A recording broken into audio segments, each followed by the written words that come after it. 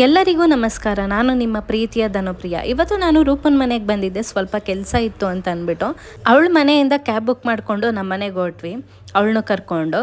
ಯಾಕೆ ಅಂತಂದರೆ ಇವತ್ತು ಸ್ವಲ್ಪ ನಾವು ಈಚೆ ಹೋಗ್ತಾ ಇದ್ದೀವಿ. ಎಲ್ಲಿ ಹೋಗ್ತಿದ್ದೀವಿ ಅಂತ ಅಂದ್ಬಿಟ್ಟು ಈ ವಿಡಿಯೋ ಫುಲ್ ನೋಡಿ, ನಿಮಗೆ ಗೊತ್ತಾಗುತ್ತೆ ನಾವು ಎಲ್ಲೆಲ್ಲಿ ಹೋದ್ವಿ, ಏನೇನು ಮಾಡಿದ್ವಿ ಅಂತ ಅಂದ್ಬಿಟ್ಟು. ಇನ್ನೂ ಯಾರೆಲ್ಲ ನನ್ನ ಚಾನಲ್ನ ಸಬ್ಸ್ಕ್ರೈಬ್ ಮಾಡದೆ ನೋಡ್ತಿದ್ದೀರೋ ಪ್ಲೀಸ್ ಸಬ್ಸ್ಕ್ರೈಬ್ ಮಾಡಿ. ಇನ್ನೂ ಇಷ್ಟ ಆದರೆ ಲೈಕ್ ಮಾಡಿ, ಶೇರ್ ಮಾಡಿ, ಕಮೆಂಟ್ ಮಾಡಿ. ನಾನು ಮನೆಗೆ ಬಂದೆ, ಅಮ್ಮ ಇರಲಿಲ್ಲ, ಎಲ್ಲೋಗಿದ್ರು ಅಂತ ಅಂದ್ಬಿಟ್ಟು ಕಾಲ್ ಮಾಡ್ತಾ ಇದ್ದೆ ನಾನು. ಆಮೇಲೆ ರೂಪ ಏನು ಹೇಳ್ತಿದ್ದಾಳೆ ಕೇಳಿಸ್ಕೊಳ್ಳಿ. ಕ್ಯಾಬಲ್ಲಿ ಬಂದ್ವಿ. ಎಷ್ಟು ಇರಿಟೇಟ್ ಮಾಡ್ದೆ ಅಂದರೆ ಸೌಂಡ್ ಕಮ್ಮಿ ಕೊಡು ಅಂತ ಹೇಳಿದ್ರು ಜಾಸ್ತಿ ಕೊಟ್ಕೊಂಡೇ ಬಂದಿದ್ದೇನೆ. ನಾನು ಅಮ್ಮಂಗೆ ಕಾಲ್ ಮಾಡ್ತಾ ಇದ್ದೆ, ಅಮ್ಮ ನಾವು ಹೊರಡ್ತಿದ್ದೀವಿ ಬನ್ನಿ ಅಂತ ಅಂದ್ಬಿಟ್ಟು. ಆಮೇಲೆ ನಾವು ಬ್ಯಾಗೆಲ್ಲ ಪ್ಯಾಕ್ ಮಾಡಿಕೊಂಡು ನಾವು ಹೊರಟಿದ್ದೆ ನಮ್ಮಮ್ಮವ್ರ ಮನೆಗೆ ಅಂತ ಅಂದ್ಬಿಟ್ಟು. ಫುಲ್ ಹೇಗೆ ಆಡ್ಕೊಂಡು ಹೋಗಿದ್ದೀವಿ ಅಂತ ಅಂದ್ಬಿಟ್ಟು ನೀವೇ ನೋಡಿ ಆಯಿತಾ. ಇವಾಗ ಅಮ್ಮವ್ರ ಮನೆಗೆ ಹೋಗ್ತಾ ಇದ್ದೀವಿ ಗೈಸ್. ನಮ್ಮ ಪದ್ಧತಿ ಯಾರಿಗೂ ಬೇಡ. ಇವಾಗ ನಮ್ಮಮ್ಮ ಏನ್ರಲ್ಲಿ ಹೊಡಿತಾರೋ ಗೊತ್ತಿಲ್ಲ.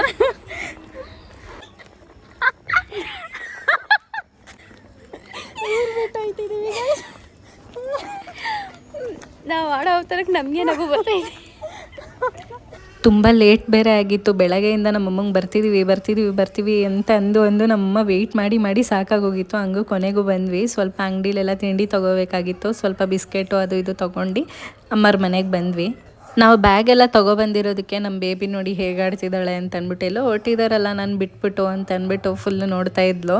ಆಮೇಲೆ ಫುಲ್ ಖುಷಿ ಆಗ್ತಿತ್ತು ಅವಳಿಗೆ, ಇಬ್ಬರು ಬಂದಿದ್ವಲ್ಲ ಒಟ್ಟಿಗೆ. ಅದಕ್ಕೆ ರೂಪನ್ ಬಟ್ಟೆ ಸ್ಟಿಚ್ ಹಾಕಬೇಕಾಗಿತ್ತು, ಅದಕ್ಕೆ ಅವ್ರ ಮನೆಯಲ್ಲೂ ಮಿಷಿನ್ ಇತ್ತು, ಬಟ್ ಅಲ್ಲಿ ಸ್ಟಿಚ್ ಬೀಳ್ತಿರ್ಲಿಲ್ಲ ಅಂತ ಅಂದ್ಬಿಟ್ಟು ಇಲ್ಲಿಗೆ ತೊಗೊಬಂದ್ವಿ. ಇಲ್ಲ ಕೊಡ್ತೀನಿ ಬಾ ಅಂತ ಅಂದಿದ್ದೆ, ಅದಕ್ಕೆ ಅಂದ್ಬಿಟ್ಟು ಸ್ಟಿಚ್ ಆಗ್ತಾಯಿದ್ದೆ. ಆಮೇಲೆ ಟೈಮ್ ಬೇರೆ ಆಗೋಗಿತ್ತು, ಅವರೆಲ್ಲ ವೆಯ್ಟ್ ಮಾಡ್ತಾಯಿದ್ರು ಅಲ್ಲಿ. ನಾವಿವತ್ತು ಎಲ್ಲಿಗಪ್ಪ ಹೋಗ್ತಿದ್ದೀವಿ ಅಂದರೆ ಅದು ಮಂತ್ರಾಲಯಕ್ಕೆ. ಇವತ್ತು ನೈಟ್ ಹೋಗ್ಬಿಟ್ಟು ನಾಳೆ ಬೆಳಗ್ಗೆ ರೀಚ್ ಆಗೋ ಥರ ಹೋಗ್ತಾ ಇದ್ದಿದ್ದು. ಆಮೇಲೆ ನಮ್ಮ ಮನೆಯವ್ರಿಗೂ ಕಾಲ್ ಮಾಡಿಬಿಟ್ಟು ಸ್ವಲ್ಪ ಅಮೌಂಟ್ ಹಾಕಿ ಅಂತ ಅಂದ್ಬಿಟ್ಟು ಹೇಳ್ತಾ ಇದ್ದೆ. ನಮ್ಮಮ್ಮನೂ ರೆಡಿಯಾಗಿದ್ದರು. ಅಲ್ಲಿಂದ ನಾವು ಕ್ಯಾಬ್ ಬುಕ್ ಮಾಡ್ಕೊಂಡು ಹೋಗಿದ್ದೆ ಅಕ್ಕವ್ರ ಮನೆಗೆ. ಅಲ್ಲೆಲ್ಲರೂ ಕಾಯ್ತಾಯಿದ್ರು ನಮಗೋಸ್ಕರನೇ. ಆಮೇಲೆ ನಾವು ಅಲ್ಲಿಂದ ಹೊರಟ್ವಿ, ಅವ್ರ ಮನೆಗೂ ಹೋದ್ವಿ. ಆಮೇಲೆ ಅವರೆಲ್ಲ ರೆಡಿ ಆಗ್ತಾಯಿದ್ರು. ಮಕ್ಕಳಿಗೂ ಟ್ರಿಪ್ ಇತ್ತಂತೆ, ಅವರು ಟ್ರಿಪ್ ಮುಗಿಸ್ಕೊಂಡು ಬಂದಿದ್ದಾರೆ ಅವಾಗಿನೂ. ಆಮೇಲೆ ಅವರು ಕೂಡ ರೆಡಿ ಆಗ್ತಾಯಿದ್ರು. ನೋಡಿ ಎಲ್ಲ ಹೇಗಿದ್ರು, ಇವರೆಲ್ಲ ಹೊರಡ್ತಾ ಇದ್ವಿ ನಾವು ಇವತ್ತು.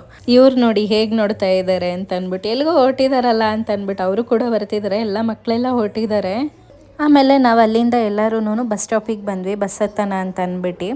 ಆಲ್ಮೋಸ್ಟ್ ನಾವು ಮನೆ ಬಿಟ್ಟಾಗ 7:38 ಆಗಿತ್ತು. ಅದಾದಮೇಲೆ ಬಸ್ ಹತ್ಬಿಟ್ಟು ನಾವು ಬಂದ್ವಿ ಸೀದಾ ಬಸ್ ಸ್ಟಾಪಿಗೆ, ಮೆಜೆಸ್ಟಿಕ್ಕಿಗೆ. ಮಕ್ಕಳೆಲ್ಲ ಸೇರಿ 14 ಮೆಂಬರ್ಸ್ ಇದ್ವಿ ನಾವು. ಏನಾಯ್ತು ಅಂತಂದರೆ ನಮ್ಗೆ ಅಲ್ಲಿ ಹೋದ್ಮೇಲೆ ಗೊತ್ತಾಯಿತು ಒಂದೇ ಬಸ್ ಇರೋದು, ಇಲ್ಲ ಬುಕ್ ಮಾಡ್ಕೊಂಡು ಹೋಗಬೇಕು ಅಂತ. ನಾವು ಬುಕ್ಕಿಂಗಿಗೆ ಕೇಳ್ತಾ ಇದ್ವಿ. ಅದಾದಮೇಲೆ ಇಲ್ಲ ಬುಕ್ಕಿಂಗು ಸಿಗಲ್ಲ ಅಂತ ಹೇಳಿದ್ರು, 2 ಡೇಸ್ ಬಿಫೋರೇ ನೀವು ಬುಕ್ ಮಾಡಬೇಕು ಅಂತ. ಆಮೇಲೆ ಹೆಂಗೋ ಒಂದು ಬಸ್ ಸಿಕ್ತು, ಅದು ಯಾವುದೋ ಸಿಂಧನೂರು ಹತ್ರ ಇಳ್ಕೊಳ್ಳಿ ಅಂದರು. ಬಸ್ ಸಿಕ್ಕಿದ ಖುಷಿಗೆ ನಾನು ಅಲ್ಲೇ ತಲೆ ಬಾಚ್ಕೊಂಡು ಅದಾದಮೇಲೆ ವಿಡಿಯೋ ಎಡಿಟ್ ಮಾಡ್ತಾ ಇದ್ದೆ.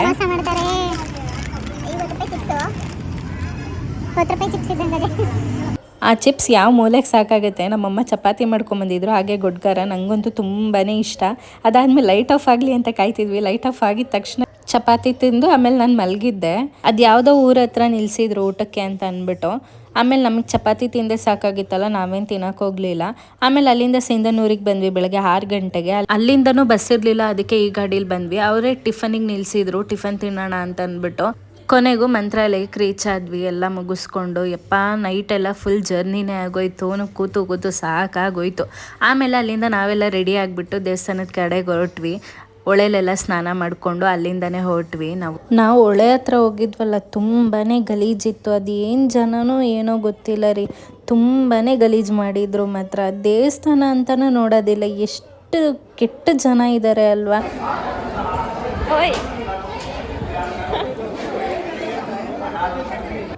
ಆಮೇಲೆ ಹಂಗೂ ಅಲ್ಲೇ ಸ್ನಾನ ಮಾಡಿಕೊಂಡು ಹಂಗೇ ಬಂದ್ವಿ ದೇವಸ್ಥಾನಕ್ಕೆ ಅಂತ ಅಂದ್ಬಿಟ್ಟು.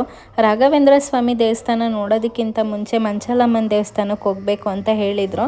ಅದಕ್ಕೆ ದೇವ್ರ ದರ್ಶನ ಮಾಡೋಣ ಅಂತ ಅಂದ್ಬಿಟ್ಟು ಮೊದಲು ಬಂದಿದ್ದೆ ಈ ದೇವಸ್ಥಾನಕ್ಕೆ. ಅದಾದಮೇಲೆ ಸೀದಾ ಒಳಗೆ ನಡ್ಕೊಂಡು ಹೋಗ್ತಾ ಇದ್ವಿ.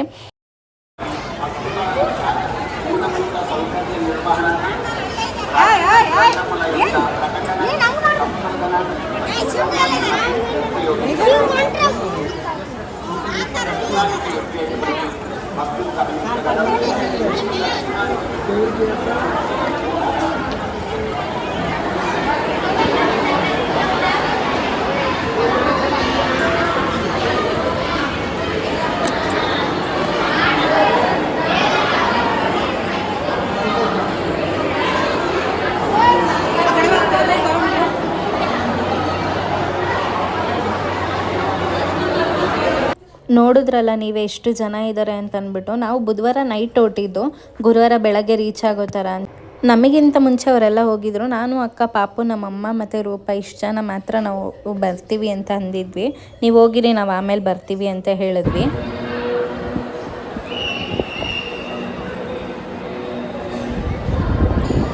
ದರ್ಶನ ಎಲ್ಲ ಮುಗಿಸ್ಕೊಂಡು ಈಚೆ ಬಂದ್ವಿ. ದರ್ಶನ ಎಲ್ಲ ತುಂಬ ಚೆನ್ನಾಗಾಯಿತು. ಅದಾದಮೇಲೆ ಅಲ್ಲೇನು ತುಂಬ ಹೊತ್ತು ನಿಲ್ಲಿಸ್ಕೊಳ್ಳೋದಿಲ್ಲ ಅಲ್ವಾ, ಬೇಗ ಬೇಗ ಕಳಿಸ್ಬಿಡ್ತಾರೆ.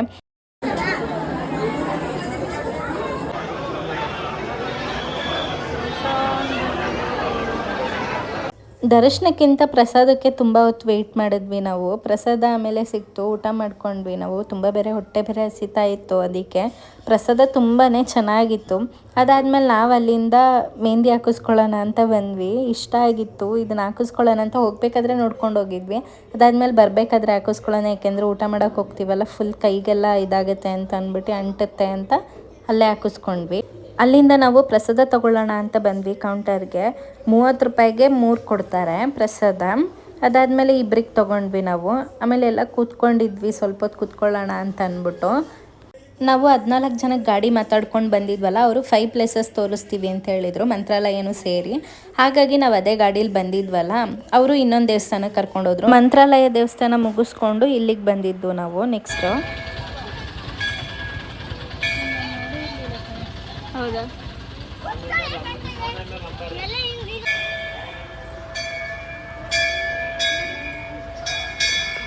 ಆಂಜನೇಯ ಸ್ವಾಮಿ ದೇವಸ್ಥಾನ ಮುಗಿಸ್ಕೊಂಡು ನೆಕ್ಸ್ಟ್ ಬಂದಿದ್ದೆ ನಾವು ಇಲ್ಲಿಗೆ.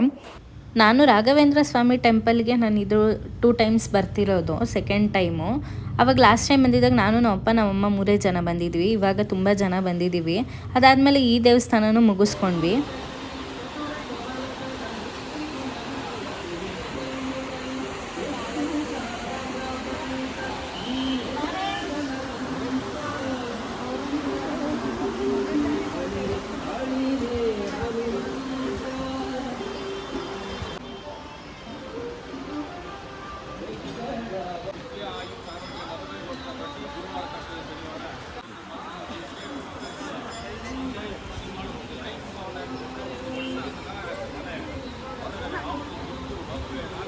ಇಲ್ಲೂ ರಾಘವೇಂದ್ರ ಸ್ವಾಮಿ ದೇವಸ್ಥಾನನೇ ಇದ್ದಿದ್ದು. ಅದಾದಮೇಲೆ ನಾವು ಅಲ್ಲಿ ಸ್ವಲ್ಪ ಹೊತ್ತು ಕೂತ್ಕೊಂಡಿದ್ದು ಹಿಂದೆ ಬಂದ್ವಿ. ಹಿಂದೆ ಈ ಪ್ಲೇಸ್ ಇತ್ತು, ಇನ್ನೂ ಕಟ್ತಾ ಇದ್ರು ದೇವಸ್ಥಾನ, ಇನ್ನೂ ಫುಲ್ ಫಿನಿಶಿಂಗ್ ಆಗಿರಲಿಲ್ಲ. ಇಲ್ಲೂ ಒಂದೆರಡು ಫೋಟೋ ತಗೊಂಡು ನಾವು ಸೀದಾ ಗಾಡಿ ಹತ್ರಕ್ಕೆ ಹೋದ್ವಿ. ಆಮೇಲೆ ಅಲ್ಲಿ ಸ್ವಲ್ಪ ಮಜ್ಜಿಗೆ ಎಲ್ಲ ತೊಗೊಂಡ್ವಿ ಕುಡಿಯೋಣ ಅಂತ ಅಂದ್ಬಿಟ್ಟು. ತುಂಬ ಬಾಯಾರಿಕೆ ಆಗ್ತಿತ್ತು, ಅದಕ್ಕೆ ಅಲ್ಲಿಂದ ನಾವು ಹೊರಟಿದ್ದೆ ಪಂಚಮುಖಿ ಆಂಜನೇಯ ದೇವಸ್ಥಾನಕ್ಕೆ.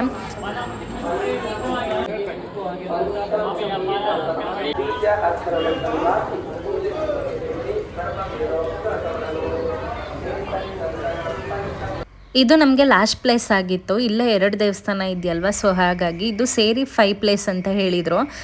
ಪರ್ ಹೆಡ್ 300 ರೂಪೀಸ್ ಹೇಳಿದರು ಇವರು. ಅದಾದಮೇಲೆ ಇದ್ರ ಮೇಲೆ ಬರೆದಿತ್ತು ಆಸ್ಕೆ ದಿಂಬು ಅಂತ ಅಂದ್ಬಿಟ್ಟು. ನಾವು ಸ್ವಲ್ಪ ಹೊತ್ತು ನಿಂತ್ಕೊಂಡು ನೋಡ್ತಾ ಇದ್ವಿ ಹೇಗೆ ಏನು ಅಂತ ಅಂದ್ಬಿಟ್ಟು. ಅಲ್ಲೆಲ್ಲ ಕಲ್ಲೆಲ್ಲ ಕಟ್ತಾಯಿದ್ರು, ಏನೋ ಮನೆ ಕಟ್ಟೋರಿದ್ರೆ ಕಟ್ಬೋದು ಅಂತ ಅಂದ್ಬಿಟ್ಟು.